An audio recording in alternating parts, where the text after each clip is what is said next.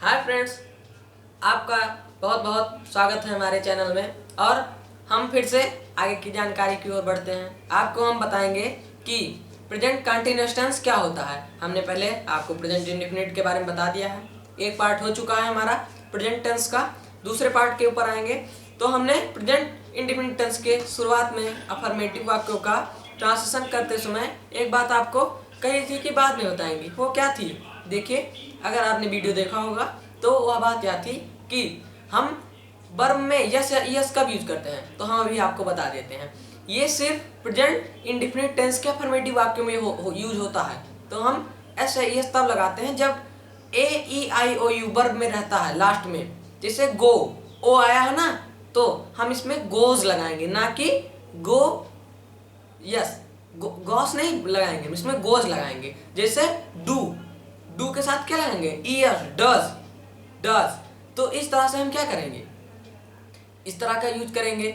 और हम जैसे कुछ वाक्य होते हैं उनका भी हम प्लूरल बनाते समय उनका अनुवाद करते हैं। तो हम आपको सिंगुलर प्लूरल के वीडियो में बताएंगे कि सिंगुलर प्लूरल कहाँ कहाँ यूज होता है, ये कैसे चेंज होते हैं आपस में। तो चलिए हम आगे की जानकारी को बढ़ते हैं। तो हम, और अगर सिंगुलर वर्ड है, वर्ब हमारी अगर कांस्टेंट है, इस तरह से जैसे हमारा आ गया वॉवेल हो गया और कॉन्सोनेंट होगा तो हम ऐसे ही वर्ब रहने देंगे, फर्स्ट फॉर्म में ही रहने देंगे और उसमें यस लगा देंगे। जैसे बाई, बाइस, क्राई, क्राइस, प्ले, प्लेज, इस तरह से। तो आगे की वीडियो की ओर बढ़ते हैं। तो प्रेजेंट कंटीन्यूअस टेंस, अब इसकी हम डिफिनेशन जान लेते हैं। वह काल जिसमें हमें यह बोध होता है कोई काम चल रहा है। वह काल जिसमें हमें बोध होता है कि कोई कार्य चल रहा है, क्या कहलाता है? प्रेजेंट कंटीन्यूअस टेंस कहलाता है। तो हम इसका एक परिभाषा जान लेंगे, इसके विषय में एक परिभाषा जानते हैं। तो वह परिभाषा यह है कि हमें ऐसे पता चलेगा, हम लोगों को ऐसे पता चलेगा कि वह वाक्य जिसके अंत में रहा है, रही है, रहे हैं, रहा हूँ, रही हूँ आदि शब्द आते हैं, क्या कहलाता है? Present continuous tense. क्या कहलाता है? Present continuous tense. तो आइए वाक्य का अनुवाद करते हैं। चलिए चलते हैं अफर्मेटिव सेंटेंस में। जैसे हमने कह दिया कि वह खाना खा रही है, वह खाना खा रही है। हम इसके जगह वाक्य जगह राधा भी प्रयोग कर सकते हैं कि राधा खाना खा रही है। अब हम इसमें एक ही रूल देखते हैं कि इसमें हेल्पिंग वर्ब होती है इज, एम, आर। क्या होती है? Is, am, are. इज कहाँ लगता है, एम कहाँ लगता है, आर कहाँ लगता है, आगे आपको बताएंगे। तो पहले हमारा वाक्य क्या था? वह खाना खा रही है। तो वहाँ हम वह के लिए क्या यूज करेंगे? सी। आप ध्यान रखिएगा कि जहाँ भी रही है, वहाँ या रही है या रही थी या रहूंगी, ये सब वर्ड आएंगे तो आप जान लीजिए कि यह कौन सा हमारा लिंग है, स्त्रीलिंग है। तो इससे हमें पता चल जाता है ये कौन से लिंग की बात हो रही है, ये कौन से लिंग की बात हो रही है।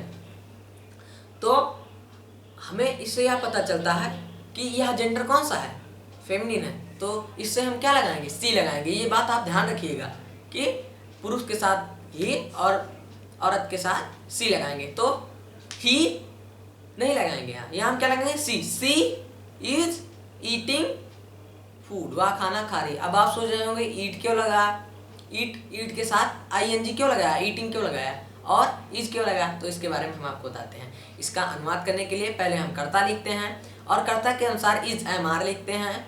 प्लस हम क्या लिखते हैं इसमें? हम इसमें लिखते हैं वर्ब प्लस ऑब्जेक्ट। तो आगे की वीडियो में हम आपको प्रेजेंट परफेक्ट टेंस के बारे में बताएंगे। तो इस विषय पे आते हैं कि हम क्या जान रहे हैं। तो इज वहाँ लगाते हैं जहाँ सिंगुलर वर्ड होता है, ही, सी, इट तथा सिंगुलर वर्ड कोई नेम हो गया, नाउन। और आई का प्रयोग केवल एम के साथ होता है, एम का प्रयोग आई के साथ होगा। समझ रहे हैं आप? एम का प्रयोग आई के साथ होगा। और you, we, they and plural number के साथ हमारा क्या प्रयोग होगा? आर प्रयोग होगा।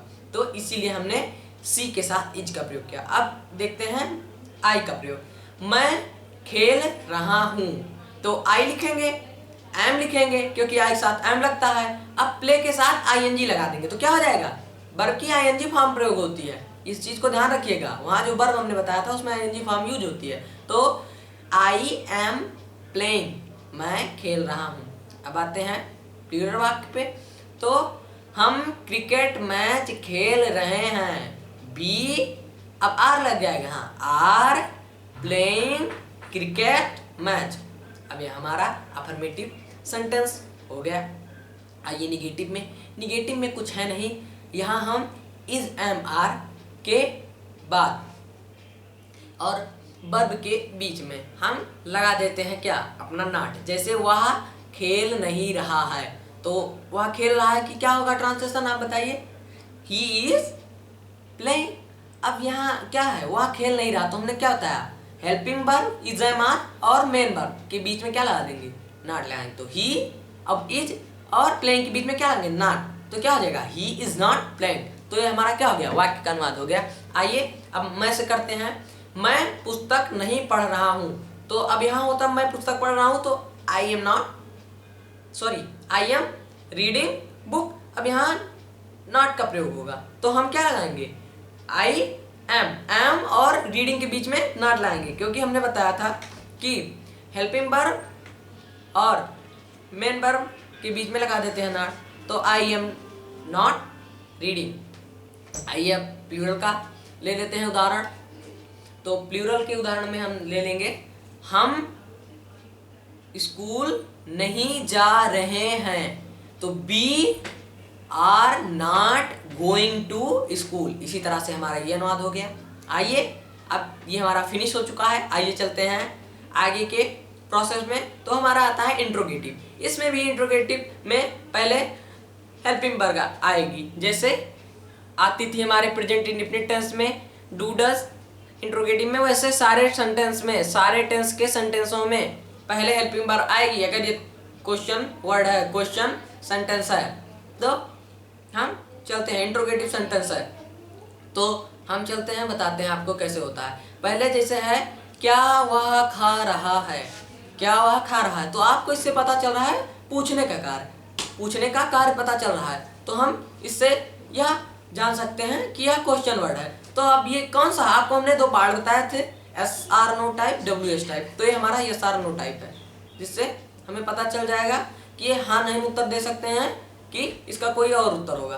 तो आप बताइए, क्या वह खा रहा है, इसको हम हाँ नहीं में उत्तर दे सकते हैं, जी हाँ दे सकते हैं। जैसे अगर हम खा रहे हैं तो बता देंगे हाँ, और नहीं खा रहे हैं तो नहीं। तो इसका अब हम ट्रांसलेशन करते हैं। आइए ट्रांसलेशन पर। तो हम पहले कर्ता देखेंगे, वह ही है तो क्या लगेगा, इज लगेगा, बहुत सही। तो इज ही ईटिंग। और सबसे महत्वपूर्ण बात क्या है, आपको हमने पहले वीडियो में बताया है, क्वेश्चन मार्क। जी हाँ, क्वेश्चन मार्क लगाइए आप। अब आइए आगे के वाक्य पे चलते हैं। क्या वे पढ़ रहे हैं, तो यहाँ क्या लगाएंगे, दे, वे सब। तो आर दे रीडिंग। क्यों हमने आर लगाया, क्योंकि पहले हम हेल्पिंग वर्ब लगाते हैं। तो आर, उसके बाद सब्जेक्ट, दे रीडिंग मतलब पढ़ रहे हैं, और क्वेश्चन मार्क लगाना मत भूलिएगा। तो ये हमारा वाक्य का अनुवाद हो गया। अब डब्ल्यू एस पे आ जाते हैं। वे क्यों खेल रहे हैं। तो अब हमने क्या था डब्ल्यू एच पे, पहले डब्ल्यू एच वर्ड, तो व्हाई, उसके बाद आगे का वाक्य वैसे कर देंगे, are they playing, why are they playing, question mark हमारा पुट कर देंगे, क्वेश्चन मार्क, उसके बाद हमारा वाक्य का अनुवाद हो जाएगा। आइए चलते हैं हम आगे के वीडियो में। तो हम बताते हैं कि इंट्रोगेटिव प्लस निगेटिव, जैसे हमारा था अफर्मेटिव निगेटिव नॉट लगा दिया, वैसे इंट्रोगेटिव निगेटिव में नॉट लगा देंगे। यहाँ नॉट कब लगेगा बताते हैं। जैसे क्या वह नहीं खेल रहा है, क्या वह नहीं खेल रहा है, तो इज ही नॉट प्लेइंग, वही लगाएंगे हम। सब्जेक्ट और मेन वर्ब के बीच में नॉट लगाएंगे। जैसे ही है तो क्या के लिए पहले क्या लगा देंगे, is he not playing, question mark, हो गया हमारा वाक्य अनुवाद। इस तरह से हम वाक्य अनुवाद करते हैं। दूसरी बार आपको समझा देते हैं अगर नहीं समझ में आया, कि यहाँ हमने पहले इज लगाया, फिर ही लगाया, फिर नॉट प्लेइंग लगा दिया। नॉट को हमने ही और प्लेइंग के बीच में लगाया, क्यों, क्योंकि सब्जेक्ट और मेन वर्ब के बीच में नॉट को लगाते हैं। तो इस तरह से हमारा वाक्य हो गया। पुट कर देते हैं इसको हम क्वेश्चन मार्क के द्वारा। आगे चलते हैं, हम आपको बताएंगे WH वर्ड में, जैसे वे वहाँ क्यों नहीं जा रहे हैं। अब ये थोड़ा ट्रिप का है, तो इसके लिए हम पहले देखेंगे वे वहाँ क्यों नहीं जा रहे हैं। प्रेजेंट कंटीन्यूअस टेंस है, क्योंकि रहा है रही है तो आप जानते हैं। और अब आगे ध्यान देते हैं कि ये किस प्रकार का वाक्य है, affirmative, negative, interrogative, interrogative plus negative. तो हम अभी चर्चा कर रहे हैं इंट्रोगेटिव प्लस निगेटिव में, तो हम बताएंगे वे वहाँ क्यों नहीं जा रहे हैं। तो यहाँ हम यही तो चर्चा कर रहे हैं कि इंट्रोगेटिव प्लस निगेटिव। तो अब आगे वाक्य का अनुवाद करने के लिए हम पहले देखेंगे कर्ता क्या है, वे। तो पहले WH वर्ड ढूंढेंगे, क्यों नहीं जा रहे हैं, तो क्यों के लिए लगा देंगे व्हाई। अब दे के अनुसार आर लगाएंगे, व्हाई आर दे। अब देखिए मेन वर्ब और सब्जेक्ट के बीच में नॉट लगाएंगे, तो दे सब्जेक्ट है, इसके बाद नॉट लगेगा ऑफकोर्स। तो why are they not going, verb की आईएनजी फॉर्म देयर, वहाँ क्वेश्चन मार्क पुट करेंगे, हमारा वाक्य अनुवाद हो गया। तो इस तरह से हमारा प्रेजेंट कंटिन्यूअस का चारों पार्ट हो गया। आगे की वीडियो में आपसे फिर मिलेंगे, काफ़ी जानकारियाँ आपको देंगे। यदि कोई वीडियो में कोई बात नहीं समझ में आई है तो हमको आप कमेंट करके बता सकते हैं, हम पूरी कोशिश करेंगे कि आपको उसका उत्तर देंगे। धन्यवाद, नमस्कार। यदि चैनल को सब्सक्राइब मत किया हो तो सब्सक्राइब कर दीजिए और बेल आइकन दबा दीजिए। धन्यवाद।